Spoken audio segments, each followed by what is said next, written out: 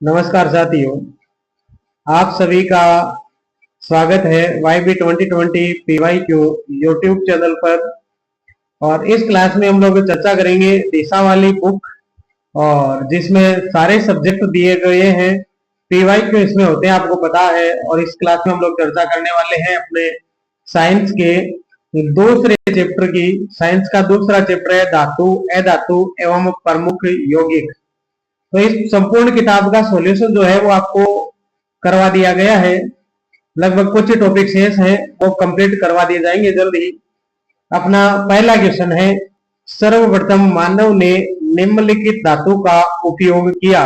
तो सबसे पहले मानव ने तांबा का उपयोग किया। ऑप्शन नंबर 3 करेक्ट रहेगा। नेक्स्ट क्वेश्चन है, प्रकृति में तांबा मुक्त अवस्था तथा संयुक्त अवस्था दोनों में पाया जाता है। तांबा को उत्कृष्ट धातु कहा जाता है। यह एक संक्रमण तत्व है। आदि मानव द्वारा सबसे पहले तांबा का ही उपयोग किया गया था। तो यहाँ पर सबसे पहले जो धातु काम में ली गई वो तांबा ही थी। नेक्स्ट क्वेश्चन है अपना, वो है निम्नलिखित में से कौन सा सदैव प्रकृति में सहज स्थिति में पाया जाता है। मतलब जिसका कोई अयस्क नहीं होता, वो होता है सोना। ऑप्शन नंबर 1 करेक्ट रहेगा। देख ले व्याख्या में, सोना या स्वर्ण मुक्त अवस्था में पाई जाने वाली धातु है। इसका अयस्क काल्वेनाइट तथा सिल्वेनाइट है ना। जबकि एल्यूमिनियम का अयस्क बॉक्साइट होता है। क्रायोलाइट, डाइस्पोर, सीसा का अयस्क गैलेना, सिरोसाइट, एंग्लेसाइट, मेडलोकाइट, लोहा का मैग्नेटाइट, हेमेटाइट और सिडेराइट होता है। अब इनमें से आपको कहानी समझ में आई तो ठीक है, नहीं तो मैं बताऊं उतना याद रखना। सोना का देखो वैसे ये शुद्ध अवस्था में पाया जाता है, लेकिन फिर भी अयस्क पूछिए तो आप लोग याद रखना काल्वेनाइट और सिल्वेनाइट। फिर भी मैं कहता हूँ फोर्थ ग्रेड में नहीं पूछा जाएगा। फोर्थ ग्रेड में एल्यूमिनियम का पूछ सकते हैं, जो कि बॉक्साइट पूछ सकते हैं, बाकी नहीं। सीसा का पूछ सकते हैं, गैलेना पूछ सकते हैं आप लोगों को, इससे बाहर नहीं होगा। और लोहे का मैग्नेटाइट, हेमेटाइट, सिडेराइट, इनमें से कोई सा भी हो सकता है, क्योंकि ये तो 9th 10th से ही आना शुरू हो जाता है। नेक्स्ट क्वेश्चन है, प्रकृति में मुक्त अवस्था में पाई जाने वाली धातु कौन सी है। तो सोना। ऑप्शन नंबर 3 करेक्ट रहेगा। नेक्स्ट, मोती मुख्य रूप से बना होता है। तो मोती हमेशा कैल्शियम कार्बोनेट का बना होता है। ऑप्शन नंबर 3 यहाँ पर सही रहेगा। व्याख्या देख लें, मोती एक कठोर पदार्थ है जो मुलायम ऊतकों वाले जीवों द्वारा पैदा किया जाता है।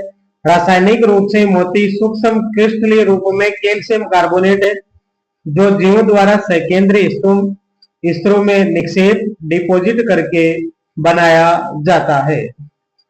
अब हम देखते हैं अपना अगला क्वेश्चन, लोहा किससे उदारित होता है। मतलब पूछा है लोहे का अयस्क। तो इनमें लोहे का अयस्क हेमेटाइट है, और हेमेटाइट, मैग्नेटाइट, सिडेराइट, 3 अयस्क पढ़े। अब यहाँ पर पूछा है 18 कैरेट सोने में होता है। तो सोना टोटल 24 कैरेट का होता है, उनमें से 18 कैरेट में जो सोना प्रतिशत में होता है 75%। ऑप्शन नंबर 3 किस प्रकार से रहता है, व्याख्या में देख लें। सोने की शुद्धता कैरेट में मापी जाती है। 24 कैरेट का सोना शुद्ध सोना होता है, और 18 कैरेट सोने में शुद्ध स्वर्ण का प्रतिशत निम्नलिखित तरीके से निकालते हैं। जैसे ये आपका 18 है, कितने में से है, 24 में से है, और गुणा कर दिया प्रतिशत निकालने के लिए 100, तो आ गया 75%। तो ये 75% होता है। बॉक्साइट का अयस्क है, सेम क्वेश्चन रिपीट होने की पूरी संभावना है, एल्यूमिनियम। ऑप्शन नंबर 4 यहाँ पर करेक्ट रहेगा। अब एक तरफ दिए गए हैं आप लोगों को धातु, एक तरफ दिए गए हैं अयस्क। एल्यूमिनियम का यहाँ पर बॉक्साइट याद रखना, इसके अलावा डाइस्पोर भी होता है। तांबा का पायराइट या पायराइटिस अयस्क नाम याद रखना। लोहा का हेमेटाइट, मैग्नेटाइट। मैग्नीज का पायरोलूसाइट होता है भाई, ये याद रखना।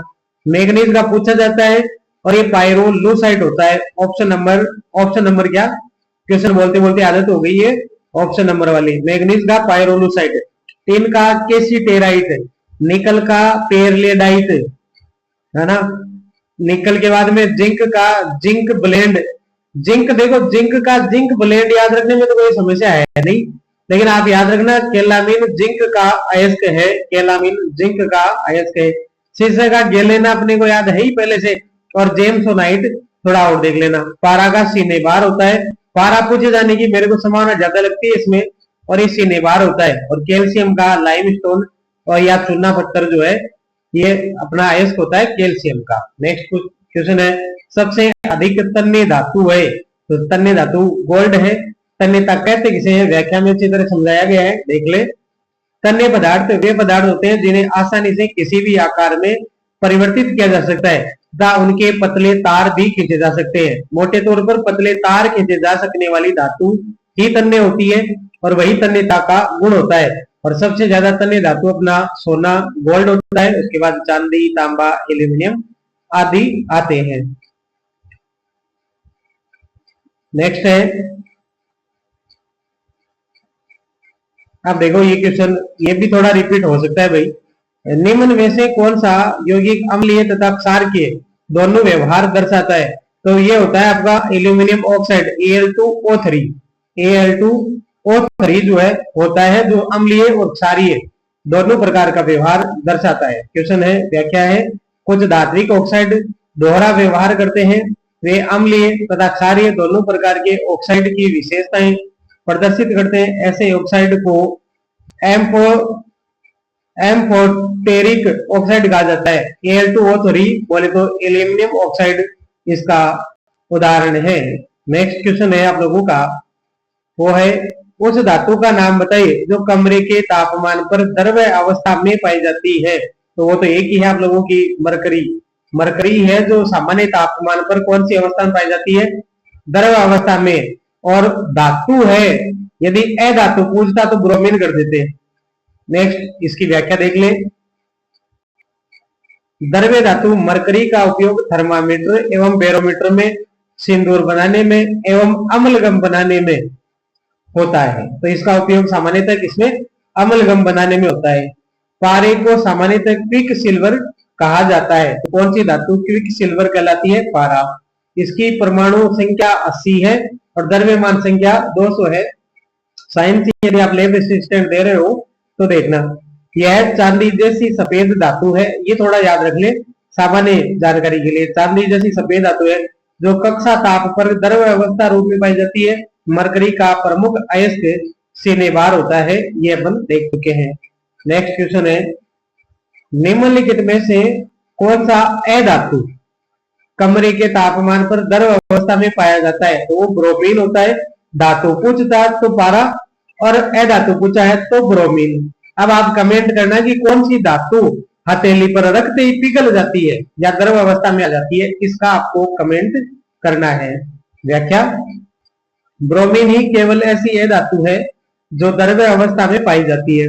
ब्रोमीन आवर्त सारणी के सप्तम समूह का तत्व है और सामान्य ताप पर केवल यही धातु द्रव्य अवस्था में रहती है। ब्रोमीन को देखो ऐसे दर्शाते हैं, बीआर के उपयोग रंग उद्योग में, टिंचर गैस बनाने में, प्रतिकारक के रूप में और औषधि बनाने में इसका उपयोग किया जाता है। नेक्स्ट है, अम्लगम मिश्र धातु है। तो अम्लगम मरकरी की मिश्र धातु है। अब मरकरी को आप किसी भी धातु के साथ मिला लो, पारे को किसी भी धातु के साथ मिलाओगे तो क्या बनेगा? अम्लगम बनेगा। इसलिए मरकरी की मिश्र धातु है अम्लगम। व्याख्या में बताया गया है कि कौन कौन सी अम्लगम धातुएं बनती है। पारद अन्य धातुओं के साथ क्रिया करके धातु अम्लगम बनाती है। उदाहरण के लिए dental amalgam, silver mercury amalgam, potassium amalgam, sodium amalgam, gold amalgam, aluminium amalgam इत्यादि। पारे का उपयोग अम्लगम, थर्मामीटर और सिंदूर बनाने में किया जाता है। सेम वही है जो पहले वाले क्वेश्चन में हम पढ़कर आए हैं। नेक्स्ट है, हेरोइन का रासायनिक नाम है। तो मॉर्फिन डाई एसीटेट हेरोइन का रासायनिक नाम है, तो मॉर्फिन डाई एसीटेट। व्याख्या, हेरोइन में मॉर्फिन भी होता है जो मेडिकल क्षेत्र में पेन किलर दवा के रूप में काम में लिया जाता है। अफीम और एसिटिक मिलाकर हेरोइन तैयार की जाती है, ये याद रखना। अफीम और एसिटिक मिलाकर हेरोइन तैयार की जाती है। इसका केमिकल फॉर्मूला डाई एसिटिलीन है ना। हेरोइन का केमिकल फॉर्मूला डाई एसिटिलीन होता है और इसको अफीम और एसिटिक मिलाकर जो है तैयार किया जाता है हेरोइन को। नेक्स्ट क्वेश्चन है केलामिन किस धातु का अयस्क है? मैंने अभी बताया था आपको, याद रखना केलामिन, है ना, याद रखना केलामिन जिंक धातु या जस्ते का अयस्क है। केलामिन ZnCO3 जस्ते का अयस्क है जिसमें जस्ते की मात्रा 54% होती है। तो केलामिन में जस्ते की मात्रा 54% तक होती है। हीमोग्लोबिन में धातु कौन सी होती है? तो आयरन होती है। ऑप्शन नंबर 2 करेक्ट रहेगा। हीमोग्लोबिन में आयरन की मात्रा होती है। व्याख्या है हेम ग्रुप द्वारा हीमोग्लोबिन प्रोटीन में ऑक्सीजन ले जाई जाती है। यह हेम ग्रुप एक डिजिटल धातु है जिसके साथ आयरन एक केंद्रीय धातु एटम होता है जो मॉलिक्यूलर ऑक्सीजन को संयुक्त या मुक्त कर सकता है। नेक्स्ट है अगला क्वेश्चन, निम्न में से सर्वाधिक क्रियाशील धातु है? तो जो दी गई धातु है इनमें सबसे क्रियाशील धातु लिथियम है। ऑप्शन नंबर 3 सबसे क्रियाशील धातु लिथियम बताई गई है क्वेश्चन में। तो व्याख्या तांबा जस्ता चांदी की तुलना में लिथियम अधिक क्रियाशील है। तो लिथियम क्रियाशील धातु बताई गई है। नेक्स्ट है निम्नलिखित में से कौन अधिक ताप पर भी ऑक्सीजन के साथ प्रतिक्रिया नहीं करता है? ये बताना है। अधिक ताप पर भी ऑक्सीजन के साथ प्रतिक्रिया नहीं करता है, ये अपने को यहां से बताना है। तो वो रहता है आप लोगों का सिल्वर, चांदी। चांदी पर कहते हैं जंग नहीं आता है, तो ये मतलब ऑक्सीजन के साथ क्रिया नहीं करता है। नेक्स्ट है सिल्वर एवं गोल्ड अत्यंत अधिक ताप पर भी ऑक्सीजन के साथ अभिक्रिया नहीं करते। कॉपर का दहन तो नहीं होता लेकिन गर्म धातु पर कॉपर ऑक्साइड की काले रंग की परत चढ़ जाती है। मतलब कॉपर तो है वो गर्म के साथ करता है क्रिया, लेकिन चांदी बिल्कुल नहीं करती है। धातु जो ठंडे पानी से अभिक्रिया नहीं करती है, देखो अब करने वाली कौन कौन सी है? पोटेशियम है, सोडियम है, सीजियम है। लेकिन मैग्नीशियम जो है वो ठंडे पानी से अभिक्रिया नहीं करती है, वो है मैग्नीशियम। ऑप्शन नंबर 2 आप लोगों का यहां पर रहेगा। व्याख्या देखते हैं। मैग्नीशियम शीतल जल के साथ अभिक्रिया नहीं करता, परंतु गर्म जल के साथ अभिक्रिया करके मैग्नीशियम हाइड्रोक्साइड एम हाइड्रोजन गैस उत्पन्न करता है।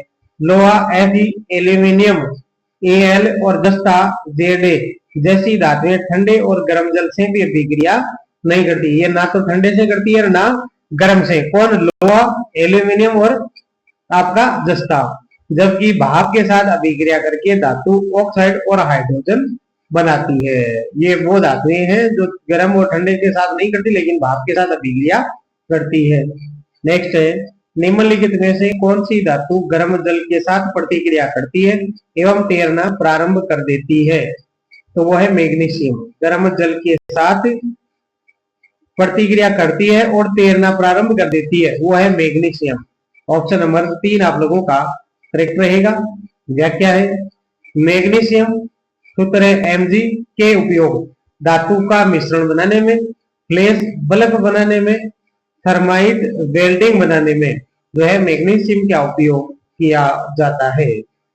नेक्स्ट है निम्नलिखित में से कौन सी धातु एक चाकू द्वारा काटी जा सकती है? तो ये पोटेशियम है जो चाकू द्वारा काटी जा सकती है। ऑप्शन नंबर 3 यहाँ पर करेक्ट रहेगा। व्याख्या जिन धातुओं को स्टील के चाकू से आसानी से काटा जा सकता है उनमें लिथियम, सोडियम, पोटेशियम आदि। मतलब मेरे को तो ये लग रहा है जैसे लास्ट में यम है ना, उनको चाकू से काटा जा सकता है, प्रमुख रूप से गिनी जा सकती है। नेक्स्ट क्वेश्चन है निम्नलिखित में से कौन सा तत्व रासायनिक रूप में धातु व अधातु दोनों के समान कार्य करता है? कौन सा रासायनिक रूप में धातु और अधातु दोनों के रूप में कार्य करता है? तो इसका आंसर रहेगा बोरोन। धातु अधातु दोनों के रूप में कौन सा काम करता है? तो वो रहेगा बोरोन आप लोगों का। नेक्स्ट क्वेश्चन है ऐसे पदार्थ जो धातु व अधातु दोनों की तरह कार्य करते हैं उन्हें उपधातु या अर्ध धातु कहते हैं। इसकी संख्या निम्न एक जो है बोरोन है, उसके बाद में सिलिकॉन है, जर्मेनियम है, आर्सेनिक है, एंटीमनी है, टेलेरियम है और पोलोनियम है। ये 7 धातुएं हैं जो उपधातु या अर्ध धातु या फिर धातु और अधातु दोनों की तरह व्यवहार करती है। नेक्स्ट है चूहों के विष का रासायनिक नाम है, तो जिंक फास्फाइड। जिंक फास्फाइड जो है चूहे के विष का रासायनिक नाम है। ऑप्शन नंबर 4 करेक्ट रहेगा। व्याख्या देखते हैं। चूहों के विष का रासायनिक नाम जिंक फास्फाइड है। इसे चूहों के खाद्य पदार्थ में मिलाकर देने से इसमें उपस्थित फास्फाइड चूहों के पाचन तंत्र में उपस्थित अम्ल से क्रिया करके जहरीली फॉस्फिन गैस उत्पन्न करती है। नेक्स्ट, फोटोग्राफिक फिल्म पर सोग्राई पाइस एमल्सन तैयार करने में निम्नलिखित में से किस हैलाइड का प्रयोग किया जाता है? तो फोटोग्राफिक फिल्म पर सोग्राई पाइस बनाने में सिल्वर ब्रोमाइड, ऑप्शन नंबर 2 आप लोगों का करेक्ट रहेगा। सिल्वर ब्रोमाइड का उपयोग किया जाता है। व्याख्या को देखें धैर्यपूर्वक। फोटोग्राफी फिल्म पर सोग्राई पाइस एमल्सन तैयार करने के लिए सिल्वर ब्रोमाइड का प्रयोग किया जाता है, क्योंकि वे हाइपो सोडियम थायोसल्फेट सॉल्यूशन में विलय होती है, जिससे फिल्म पारदर्शी हो जाती है। नेक्स्ट क्वेश्चन है, निम्नलिखित में से वह धातु कौन सी है जो पानी को अत्यधिक प्रदूषित करती है? मतलब पानी को सर्वाधिक प्रदूषित करने वाली धातु अपने को बतानी है, वो कौन सी है? तो आर्सेनिक रहेगा। Option number 1। व्याख्या देखते हैं। यौगिक अवस्था में आर्सेनिक पृथ्वी पर अनेक स्थानों पर पाया जाता है। यौगिक अवस्था में आर्सेनिक अनेक स्थानों पर पाया जाता है। जल के अत्यधिक प्रदूषण के लिए आर्सेनिक ही उत्तरदायी है। मतलब जल को प्रदूषित करने में आर्सेनिक का महत्वपूर्ण योगदान है। नेक्स्ट, उच्च तापमान की सहायता के लिए अंतरिक्ष यान में निम्न में से किस धातु का प्रयोग किया जाता है? मतलब उच्च तापमान को भी सहन करे और हल्का भी हो, ऐसा होना चाहिए। तो वो रहता है आपका टाइटेनियम, TI टाइटेनियम। इसका आंसर रहेगा ऑप्शन नंबर 2 यहाँ पर करेक्ट रहेगा। व्याख्या, टाइटेनियम धातु अधिक मजबूत, उच्च गलनांक, संचरण प्रतिरोध एवं इसका घनत्व कम होने के कारण अंतरिक्ष यान के निर्माण में प्रयोग की जाती है। ये टाइटेनियम की बात यहाँ पर की है हम लोगों ने। बात करते हैं आगे। क्वेश्चन है, निम्नलिखित में सर्वाधिक कठोर धातु है? तो वो तो टंगस्टन रहेगी। टंगस्टन सर्वाधिक कठोर धातु है। ऑप्शन नंबर 4 यहाँ पर करेक्ट रहेगा। व्याख्या देखते हैं। फ्रेडरिक मोह ने पदार्थों की कठोरता निर्धारित करने के लिए एक पैमाना बनाया, जिसे मोह स्केल कहते हैं। प्रश्न में दिए गए विकल्प में टंगस्टन की कठोरता सर्वाधिक है। देखो यहाँ पर कठोरता दी गई है। सोने की कठोरता 2.5 से 3 दी गई है। लोहे की कठोरता 4 दी गई है। प्लेटिनम की कठोरता 4 से 4.5 और टंगस्टन की 7.5 से 8। जबकि हीरा जो कार्बन का अपरूप होता है, ये सर्वाधिक कठोर है और इसकी कठोरता 10 होती है। तांबा का रासायनिक प्रतीक पूछा है, तो वो Cu होता है। ऑप्शन नंबर 2 आप लोगों का करेक्ट रहेगा। व्याख्या है, यदि कॉपर को कुछ समय तक नम हवा में छोड़ दे तो उसके ऊपरी परत के ऑक्सीकरण के, है ना, ऑक्सीकरण के फलस्वरूप इस पर हरे रंग की कॉपर कार्बोनेट की परत बन जाती है। सामान्यतः हरे रंग का पदार्थ CuOH और CuCO2 के 1:1 के अनुपात का मिश्रण होता है। देखो अपने को, मेरे को नहीं लगता ये थोड़ा इंपॉर्टेंट है, बाकी आप सब देख ही रहे हैं। उत्तम श्रेणी का कोयला है तो एंथ्रेसाइट होता है। एंथ्रेसाइट के बाद में बिटुमिनस, बाद में लिग्नाइट, बाद में पीट, ये क्रमशः दिए हुए हैं। और यहाँ पर देख ले, सबसे पहले आपको दिया हुआ है वो कोयला। कोयले की गुणवत्ता का निर्धारण उसमें निहित कार्बन के अनुपात पर निर्भर करता है। भूगर्भ में दबी वनस्पति दबाव एवं ताप के कारण सबसे पहले पीट कोयला बनता है, 40% से भी कम कार्बन होता है का निर्माण। उसके उपरांत लिग्नाइट कोयले का 40 से 55% तक कार्बन, फिर बिटुमिनस 55 से 80% तक, और उसके बाद में सर्वोत्तम कोटि का कोयला एंथ्रेसाइट। अब यहाँ पर हमें ये भी पूछ सकते हैं कि सर्वोत्तम कोटि का कोयला कौन सा होता है, तो अपने को याद रखना है वो बिटुमिनस होता है भाई। कौन सा होता है? बिटुमिनस। और एंथ्रेसाइट होता है। और एंथ्रेसाइट में कितने प्रतिशत तक कार्बन होता है? तो 89 से 95% तक कार्बन की मात्रा होता है। और लिग्नाइट को बुरा कोयला भी कहते हैं। और राजस्थान में सर्वाधिक कोयला कौन सा मिलता है? तो लिग्नाइट ही मिलता है। नेक्स्ट, समुद्र के पानी से कौन सी धातु निकाली जाती है? समुद्र के पानी से मैग्नीशियम निकाली जाती है। ऑप्शन नंबर 2 करेक्ट रहेगा। समुद्र के पानी से मैग्नीशियम निकाला जाता है। मैग्नीशियम को 2 विधि द्वारा समुद्र के लवण MgCl6H2O द्वारा निष्कासित किया जाता है। इसका उपयोग इलेक्ट्रॉन 95% मैग्नीशियम प्लस 5% जिंक एवं मैग्नीशियम 1 से 15% मैग्नीशियम प्लस 85 से 99% एल्यूमिनियम बनाने में किया जाता है। यहाँ से इतना ही है कि मैग्नीशियम को समुद्र के लवण से अलग करते हैं, 2 विधि से करते हैं। ये ध्यान रखना आपको। अपना काम यहाँ से 4th ग्रेड में हो जाएगा भाई। और बहुत सारे बच्चे जो है वो कमेंट करते हैं कि सर PYQ ये जो दिशा वाली बुक है इसमें से पर्सन आएंगे कि नहीं आएंगे? भाई मेरे अनुसार इस बुक से पर्सन बाहर नहीं आएंगे। और फिर भी आपको लगता है कि बाहर आएंगे, तो आप लोगों को लक्ष्य के 21 मॉडल पेपर, उनमें से 50% के आसपास आपके मॉडल पेपर हो चुके हैं और शेष भी करवा दिए जाएंगे जल्द ही। दिल्ली आ रहे हैं और अब तो प्रयास रहेगा कि दिल्ली के 2 या 3 मॉडल पेपर आप लोगों के बीच आए एग्जाम तक। तो आप बने रहे भाई भी 2020 के साथ में। तो ये आप लोग देखें और यहाँ से अपना काम हो जाएगा, लेकिन तैयारी जो है वो एकदम पर्याप्त मात्रा में चलती रहनी चाहिए। व्याख्या क्वेश्चन देख लिया था हमने ऊपर वाला। हाँ देखो क्वेश्चन देखते हैं। निम्न में से अधिक विद्युत चालकता वाली धातु है? तांबा, एल्यूमिनियम, चांदी, सीसा। तो चांदी सबसे ज्यादा चालकता है, विद्युत चालकता। ऑप्शन नंबर 3 करेक्ट रहेगा। उसके बाद में तांबा, उसके बाद में एल्यूमिनियम। मुद्रा धातु की विद्युत चालकता धातुओं में सबसे उच्च होती है। सिल्वर की विद्युत चालकता और उष्मा चालकता तत्वों में सबसे उच्च है।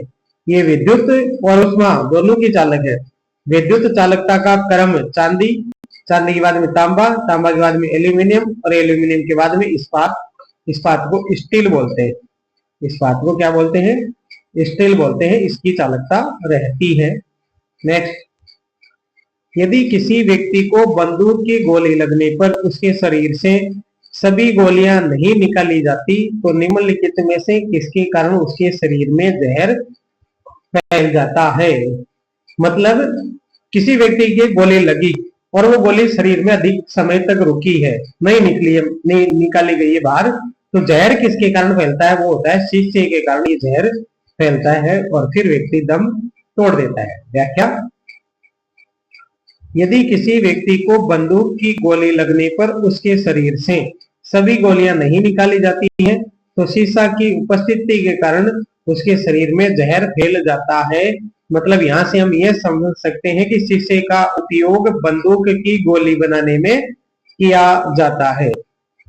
नेक्स्ट, कौन सी लोह अयस्क की किस्म है? गैलेना तो शीशे की है, बिटुमिनस कोयले की है, हेमेटाइट लोहे की है, एंथ्रेसाइट कोयले की है। तो ऑप्शन नंबर 3 यहाँ पर करेक्ट रहेगा, हेमेटाइट।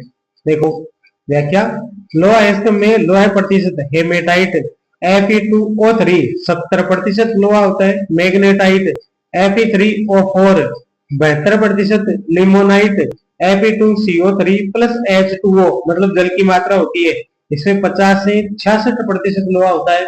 सीडेराइट Fe2CO3 यहाँ पर 48% तक लोहे की मात्रा होती है आप लोगों के।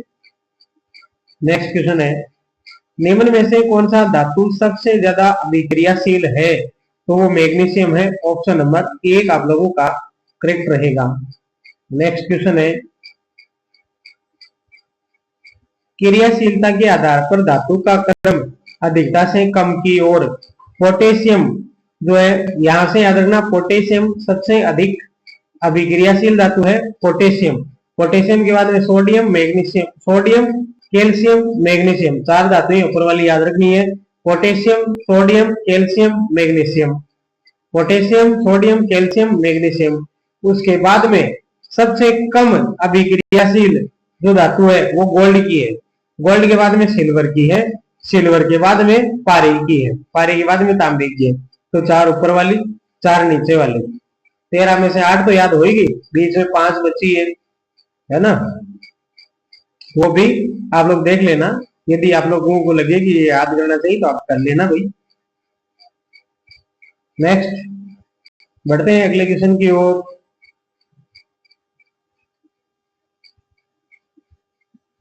क्वेश्चन है, धातुओं को उनकी अभिक्रिया के आधार पर अवरोही क्रम में व्यवस्थित कीजिए। अभिक्रिया के आधार पर अवरोही क्रम में देखना है। तो शीशा तो जो है वो कॉपर से पहले आया था, तो ये आएगा आप लोगों के कॉपर से पहले आएगा, मतलब कॉपर से कम क्रियाशील है बिल्कुल। ये यहां नहीं होगा, यहां हो सकता है, ठीक है। और उसके बाद में जो है यहां पर जस्ता, जिंक, पोटेशियम, कैल्शियम, पोटेशियम सबसे ज्यादा है, उसके बाद में कैल्शियम, तो 4 नंबर। उसके बाद में क्या आंसर रहेगा इसका, डायरेक्ट देख लेते हैं। 4 नंबर ऑप्शन जो है इसका करेक्ट रहेगा भाई। देखो, पोटेशियम, उसके बाद में कैल्शियम, पोटेशियम, उसके बाद में कैल्शियम, फिर आपका आ गया जस्ता, फिर आपका आ गया सीसा, फिर आ गया कॉपर। तो ऑप्शन नंबर 4 जो है वो करेक्ट रहेगा। पेयजल में तांबे की निर्धारित अधिकतम सांद्रता है, तो वो 3 ppm, ppm याद रखना होती है। इसमें पेयजल में तांबे की निर्धारित अधिकतम सांद्रता 3 ppm होती है। पीने के पानी में निर्धारित तांबे की अधिकतम सांद्रता, इस अगंता से ऊपर पानी क्या हो जाता है, विषैला हो जाता है आप लोगों के लिए। बढ़ते हैं अगले क्वेश्चन की ओर। वो है, निम्नलिखित में से कौन सा अधात्विक गुण प्रदर्शित करता है। अधात्विक गुण ग्रे एसएन जो है ये प्रदर्शित करता है। Option number 3। ये PYQ है, यदि आप लोगों के समझ में नहीं आ रहे हैं तो सीधे सीधे रट ले भाई, मेरा तो यही सजेशन है आप लोगों को, हो सकता है डायरेक्ट पूछ ले। चांदी के बर्तन हवा में कुछ दिन खुले रखने से क्या बनने के कारण काले हो जाते हैं। Ag2S, ऑप्शन नंबर 4 जो है वो करेक्ट रहेगा, Ag2S। अब आप व्याख्या में देख ले, जब चांदी की वस्तुओं को हवा के साथ खुले या सीधे संपर्क में रखा जाता है तो वस्तुओं की सतह पर सिल्वर ऑक्साइड Ag2S की एक परत बन जाती है। खुला रखोगे तो सिल्वर ऑक्साइड ऊपर बन जाती है। नेक्स्ट क्वेश्चन है, किस धातु का निष्कर्षण केवल विद्युत अपघटन के द्वारा किया जा सकता है। तो वो है एल्यूमिनियम, Al, है ना। ऑप्शन नंबर 4 करेक्ट रहेगा। नेक्स्ट, Al धातु केवल विद्युत अपघटन द्वारा निकाला जाता है। एल्यूमिनियम को पिघला हुआ क्रायोलाइट के साथ मिश्रित एल्यूमिना के विद्युत अपघटन द्वारा निकाला जाता है। इस प्रक्रिया को होप की प्रक्रिया के रूप में जाना जाता है। मतलब एल्यूमिनियम उत्पादन में होप की प्रक्रिया काम में ली जाती है। नेक्स्ट, ताम्र संदूषण से बचाने के लिए पीतल के बर्तनों पर सामान्यतः किस धातु की परत चढ़ाई जाती है। ताम्र संदूषण से बचाने के लिए पीतल के बर्तनों पर पूछा है ना, तो वो रांगे या टिन की होगी। रांगे या टिन की जो है परत चढ़ाई जाती है पीतल के बर्तनों पर। अब बढ़ते हैं अपन अगले क्वेश्चन की ओर। सॉरी, पहले व्याख्या है। व्याख्या, पीतल एक मिश्र धातु है जो तांबा एवं जिंक धातु के मिश्रण से बनाई जाती है। पीतल में 70% तांबा तथा 30% जिंक उपस्थित होता है। मतलब ये कह सकते हैं ना कि पीतल जो है वो तांबा और जिंक से मिलकर बना है। पीतल के बर्तनों को संदूषण, कंटेमिनेशन से बचाने के लिए उन पर टिन धातु की परत चढ़ाई जाती है। टिन एक रासायनिक तत्व है जिसे रंगा व वंग भी कहा जाता है। नेक्स्ट क्वेश्चन है, पीतल एक मिश्र धातु है। पीतल एक मिश्र धातु है तो कॉपर और जिंक का 70 और 30%। याद है ना? बिल्कुल शानदार, जबरदस्त भाई। नेक्स्ट, निम्नलिखित धातुओं में से कौन सी धातु तांबे की तुलना में अधिक अभिक्रियाशील है? तांबे की तुलना में अधिक है तो वो तांबे की तुलना में कम है तो चांदी भी है, सोना भी है रहेगा। नेक्स्ट, उपरोक्त धातु में अधिक से कम क्रियाशील, देखो लोहा के बाद में तांबा, तांबे के बाद में चांदी, सोना और प्लेटिनम। सबसे कम क्रियाशील कौन सी धातु है? प्लेटिनम बताई गई है। नेक्स्ट, कौन सी अधातु चमकीली है? तो वो आयोडीन। ऑप्शन नंबर 1 यहाँ पर करेक्ट रहेगा। अधातु और चमकीली पूछे तो आयोडीन बताना है। ठीक। नेक्स्ट क्वेश्चन है, अमोनिया का रासायनिक सूत्र पूछा है NH3। NH3 जो है आप लोगों का अमोनिया का रासायनिक सूत्र है। नेक्स्ट, अमोनिया बोले तो NH3 एक तीक्ष्ण गंध वाली रंगहीन गैस है। यह हवा से हल्की होती है तथा इसका वाष्प घनत्व 8.5 है। यह जल में अति विलेय है और यह जल में अति विलेय है। नेक्स्ट, निम्न में से कौन सी धातु ऑक्साइड उभयधर्मी प्रकृति की है? उभयधर्मी प्रकृति के पूछा है तो बताना है एल्यूमिनियम। ऑप्शन नंबर 4 उभयधर्मी प्रकृति की धातु पूछा है, धातु ऑक्साइड पूछा है ना, तो एल्यूमिनियम। ऑप्शन नंबर 4 आप लोगों का करेक्ट रहेगा। नेक्स्ट, ऐसे धातु ऑक्साइड जो अम्ल तथा क्षारक दोनों से अभिक्रिया करके लवण तथा जल प्रदान करते हैं, उभयधर्मी ऑक्साइड कहलाते हैं। मैं एक बार पुनः आप लोगों के लिए रिपीट करना चाहूंगा। ऐसे धातु ऑक्साइड जो अम्ल और क्षारक दोनों से अभिक्रिया करके लवण और जल प्रदान करते हैं, उभयधर्मी ऑक्साइड कहलाते हैं। मतलब अम्ल और क्षार दोनों से अभिक्रिया करने वाले धातु है, धातु ऑक्साइड है, वो क्या कहलाते हैं? उभयधर्मी। एल्यूमिनियम ऑक्साइड, जिंक ऑक्साइड आप लोगों के जैसे कुछ धातु ऑक्साइड अम्लीय तथा क्षारीय दोनों प्रकार के व्यवहार प्रदर्शित करते हैं। एल्यूमिनियम ऑक्साइड और जिंक ऑक्साइड, ये दो आप लोगों को उदाहरण याद रखने हैं। नेक्स्ट क्वेश्चन है, नाभिकीय ऊर्जा की दृष्टि से महत्वपूर्ण निम्न धातुओं में से भारत में कौन सी धातु बहुतायत से पाई जाती है? वो रहती है थोरियम। ऑप्शन नंबर 2 जो है आप लोगों का करेक्ट रहेगा। व्याख्या, थोरियम एक रेडियो सक्रिय धातु या आणविक खनिज है। तो थोरियम आणविक खनिज की श्रेणी में आता है। नाभिकीय ऊर्जा की दृष्टि से महत्वपूर्ण थोरियम धातु भारत में बहुतायत में पाई जाती है। थोरियम का निष्कर्षण मुख्यतः मोनाजाइट अयस्क से किया जाता है। तो थोरियम का अयस्क जो हो गया वो हो गया मोनाजाइट। और थोरियम भूरे रंग की धातु है। भारत में लगभग 4.5 लाख टन थोरियम के भंडार है। यह केरल, झारखंड, तमिलनाडु, आंध्र प्रदेश, राजस्थान आदि में पाया जाता है। तो ये पाया जाता है तो भूगोल से संबंधित हो गया, लेकिन ये याद रखें कि ये मुख्यतः जो केरल, झारखंड, तमिलनाडु यहाँ है, मुख्यतः केरल में पाया जाता है थोरियम। इसका अयस्क मोनाजाइट है। यह एक आणविक खनिज है। फिर है भारत के दक्षिणी व पूर्वी तटीय क्षेत्रों में मोनाजाइट रेत के रूप में थोरियम के प्रचुर भंडार है। इसका उपयोग परमाणु ऊर्जा उत्पादन, कार्बनिक रसायन में उत्प्रेरित रूप में आदि में किया जाता है।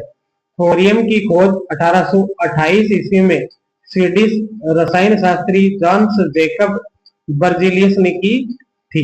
ये थोरियम की खोज किसके द्वारा की गई वो भी याद रखें, कब हुई? 1828 में जॉन्स जेकब बर्जिलियस ने की थी। नेक्स्ट क्वेश्चन है आप लोगों का, निम्न में से कौन सी धातु अधिकतम बाहुल्यता से मिलती है? तो कौन सी धातु सबसे ज्यादा मिलती है? तो एल्यूमिनियम। पृथ्वी की सतह पर सबसे अधिक एल्यूमिनियम ही मिलता है।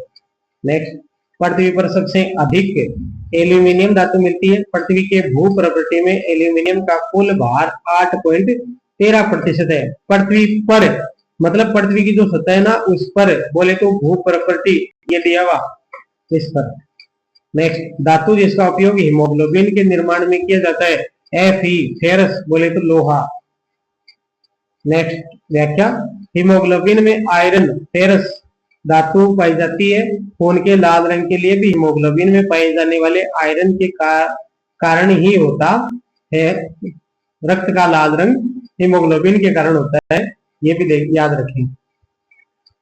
नेक्स्ट है, सामान्यतः अधातुएं विद्युत की चालक नहीं होती है। दिए गए में कौन सी विद्युत का सुचालक है? तो ग्रेफाइट है, ये विद्युत का सुचालक है। नेक्स्ट है आप लोगों के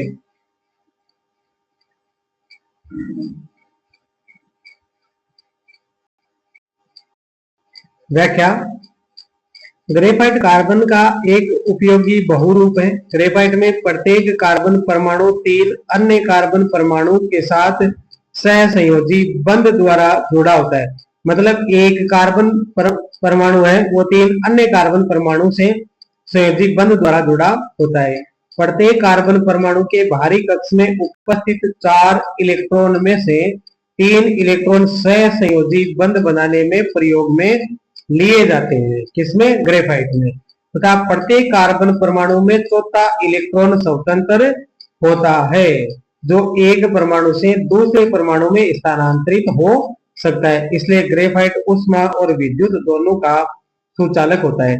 ग्रेफाइट एकमात्र धातु है जो अपनी ठोस अवस्था में विद्युत धारा प्रवाहित करने में सक्षम है। बस यही लाइन इतनी याद रखनी है अपने को कि ग्रेफाइट एकमात्र ऐसी धातु है, ग्रेफाइट एकमात्र ऐसी अधातु है जो विद्युत धारा प्रवाहित करने में सक्षम है। अपना काम यहां से बनने की पूरी संभावना है। निम्न में कौन सा तत्व अधातु है? तो यहाँ पर कार्बन अधातु है। कार्बन नाम से कोई धातु नहीं होती, कार्बन तो क्या है? अधातु है। ऑप्शन नंबर 4 करेक्ट रहेगा।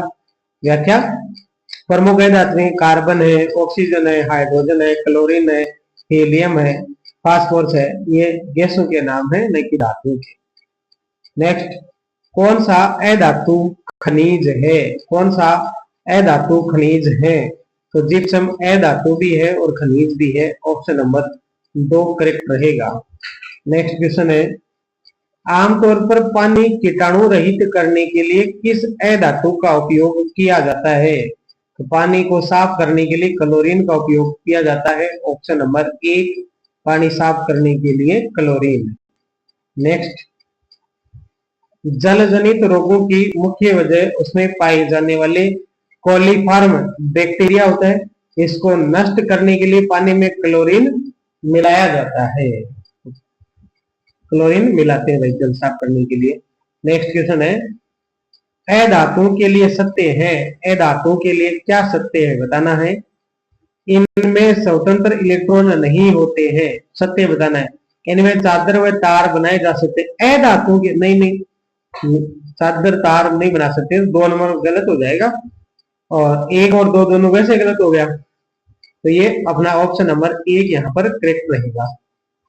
व्याख्या देखते हैं, अधातुएं विद्युत ऋणात्मक तत्व होती हैं क्योंकि धातुओं के साथ अभिक्रिया में इलेक्ट्रॉन ग्रहण कर ऋण आवेशित आयन बनाती है। अधातुएं ऑक्साइड बनाती है जो अम्लीय या उदासीन होती है। अधातुएं तनु अम्लों में हाइड्रोजन का विस्थापन नहीं करती, यह हाइड्रोजन के साथ अभिक्रिया कर हाइड्राइड बनाती है। सल्फर गंधक अधातु है, सल्फर गंधक अधातु है। नेक्स्ट है, अधातुएं होती है। अधातुएं क्या होती है ये अपने को अब बताना है।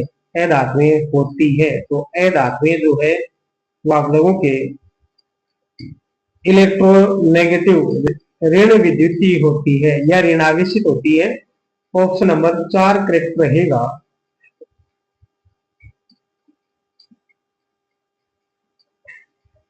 नेक्स्ट क्वेश्चन है, अधातुओं के संदर्भ में गलत कथन। 3 सत्य ना वो पढ़ेंगे अपन तो, असत्य देखना ही नहीं है। अधातुओं का उपयोग जल शोधन की प्रक्रिया में किया जाता है। क्लोरीन, ठीक है। अधातुएं ऊष्मा और विद्युत की कुचालक होती है, न कि सुचालक। तो ये आंसर तो हो ही जाएगा। अधातुओं का उपयोग पटाखों में किया जाता है, ये बात भी ठीक है। अधातुओं का उपयोग उर्वरकों में किया जाता है, ये भी ठीक है। तो ये चारों ऑप्शन मैंने सही बोले हैं, दूसरा ऑप्शन इसका आंसर हो जाएगा।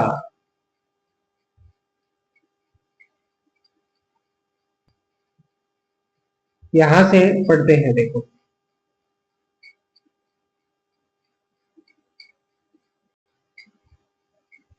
अधातुओं की विशेषताओं के बारे में असत्य कथन चयन करना है। तो अधातुएं द्रव्य की तीनों अवस्था में पाई जाती है, बिल्कुल ठीक बात है। फिर एक को छोड़कर सभी अधातुएं तन्य होती है, ये बात गलत है। नेक्स्ट है ग्रेफाइट सबसे कठोर अधातु है, ये बात भी गलत है। तो फिर हीरा क्या है? ब्रोमीन एक द्रव अधातु है, बिल्कुल ठीक बात है, द्रव अधातु है ब्रोमीन, हाँ बिल्कुल सही है। आयोडीन एक चमकीली धातु है, ये बात भी सही है, और ये पशु परिचर में पूछा गया सवाल है। तो ऑप्शन नंबर बी और सी जो है करेक्ट रहेगा, 3 नंबर। नेक्स्ट क्वेश्चन है आप लोगों का, किस मिश्र धातु का उपयोग विद्युत तारों की परस्पर वेल्डिंग के लिए किया जाता है? सीसा और टिन जो है इनका प्रयोग किया जाता है वेल्डिंग करने के लिए, मिश्र धातु विद्युत तारों की वेल्डिंग करने के लिए। नेक्स्ट, बिजली के तारों की वेल्डिंग सोल्डर से की जाती है, जिसमें टिन और शीशे का मिश्रण यहाँ पर होता है। नेक्स्ट क्वेश्चन है आप लोगों का, कौन सी वस्तुएं जल के ऊपर तैरती है? हवा से भरा हुआ गुब्बारा तैरता है ना। आप लोगों के सोने की अंगूठी नहीं तैरती है। देखो इस क्वेश्चन को करने का तरीका भी देखते हैं साथ में। सोने की अंगूठी नहीं तैरती है, ये सबको पता है। तो जहां जहां पर डी है वहां से अपन निकाल देंगे, तो बचा क्या? A B C. तो ए बी और सी। स्टील का चम्मच भी नहीं तैरता है। तो देखो हवा से भरा गुब्बारा, सोडियम और पोटेशियम, तो अपना आंसर 3 नंबर हो जाएगा सीधे सीधे। ऐसे ही क्वेश्चन अपने इसमें पूछे जाएंगे, किसमें? 4th ग्रेड में। नेक्स्ट क्वेश्चन है, लोहा निकल तथा क्रोमियम का मिश्र कहलाता है स्टेनलेस स्टील। तो देखो लोहे में क्रोमियम मिलाते ना, तब स्टेनलेस स्टील बनती है, निकल की मात्रा भी इसमें होती है। अब देख लो यहां पर दिए आपको मिल जाएंगे